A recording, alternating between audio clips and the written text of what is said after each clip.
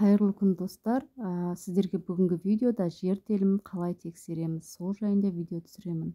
Ең алдымен подписаться кнопкасын басып, қоңыраушаны басып кетуді ұмытпаңыздар. Әр салған видеомда сіздерге пайдалы ақпаратпен бөлісетін боламын. Алдымен Google поисқа AIS-ГЗК деп жазып аламыз.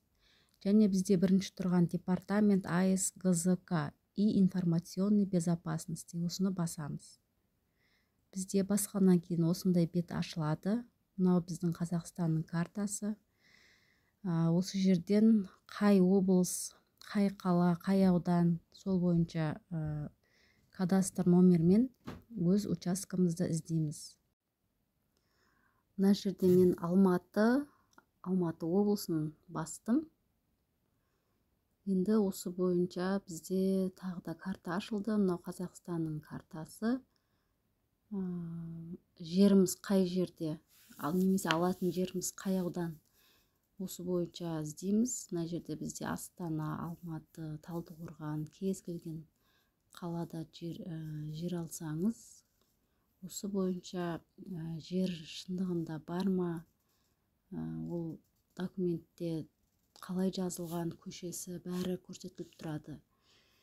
Енді осы жерде мен Алматы облысын таңдадым және Илиский район. Менде міне Илиский районды шығарып берді.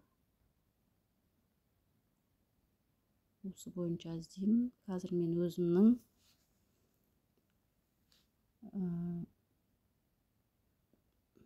кадастр номерін жазу арқылы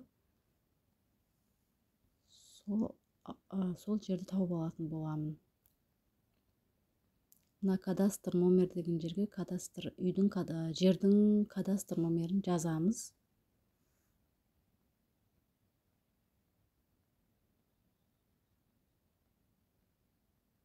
Және іздеу батырмасы. Мінекей достар, іздеу батырмасын басқанда бізде осылай кадастр номермен бізге жер телімінің бар екенін көрсетіп тұр. Қазір менде кішкене загрузка болып жатыр. Мынау мен іздеген жер телімі.